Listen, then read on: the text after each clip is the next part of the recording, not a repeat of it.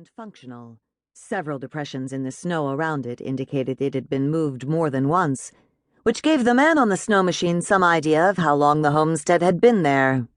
Next was a combined garage and shop, through the open door of which could be seen a snow machine, a small truck, and assorted related gear. He found the sight of these indubitably 20th century products infinitely reassuring. Next to the cabin stood an elevated stand for a dozen 55-gallon barrels of Chevron diesel fuel stacked on their sides. Immediately to the right of the cabin was a greenhouse, its visqueen panels opaque with frost.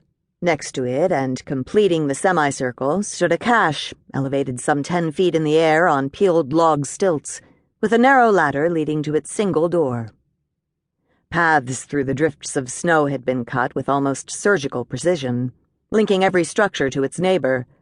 The resulting half-circle was packed firm between tidy berms as level as a clipped hedge.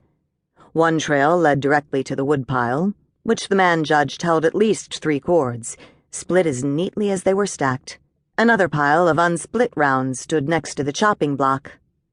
There were no footprints outside the trails. It seemed that this was one homesteader who kept herself to herself. The glow of the wood of each structure testified to a yearly application of log oil. There wasn't a shake missing from any of the roofs. The usual dump of tires, too worn to use but too good to throw away. The pile of leftover lumber cut in odd lengths but still good for something, someday. The stack of Blazo boxes to be used for shelves. The shiny hill of Blazo tins someday to carry water. The haphazard mound of empty, rusting 55-gallon drums to be cut into stoves when the old one wore out. All these staples were missing. It was most un-Bush-like and positively un-Alaskan. He had a suspicion that when the snow melted, the grass wouldn't dare to grow more than an inch tall, or the tomatoes in the greenhouse bear less than 12 to the vine. He was assailed by an unexpected and entirely unaccustomed feeling of inadequacy, and wished suddenly that he'd taken the time to search out a parka and boots, the winter uniform of the Alaskan bush, before making this pilgrimage.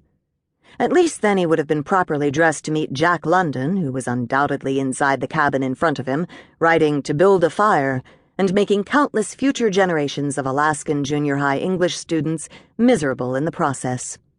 He would have been unsurprised to see Samuel Benton Steele mushing up the trail in his red Mountie coat and flat-brimmed Mountie hat. He would merely have turned to look for Soapy Smith, moving fast in the other direction. He realized finally that his mouth was hanging half open, closed it with something of a snap, and wondered what kind of time warp they had wandered through on the way here, and if they would be able to find it again on the return to their own century. The big man switched off the engine. The waiting silence fell like a vengeful blow, and his passenger was temporarily stunned by it. He rallied. "All this scene needs is the Northern Lights," he said, "and we could paint it on a gold pan and get $20 for it, off a little old lady from Duluth." The big man grinned a little. The smaller man took a deep breath, and the frozen air burned into his lungs. Unused to it, he coughed. "So this is her place?" "This is it," the big man confirmed, his deep voice rumbling over the clearing. As if to confirm his words, they heard the door to the cabin slam shut. The other man raised his eyebrows, cracking more ice off his face. "Well, at least now we know she's home," the big man said placidly, and dismounted. "Son of a bitch, what is that?" his passenger said, his face, if possible, becoming even more colorless. The big man looked up to see an enormous gray animal with a stiff ruff and a plumed tail trotting across the yard in their direction, silent and purposeful.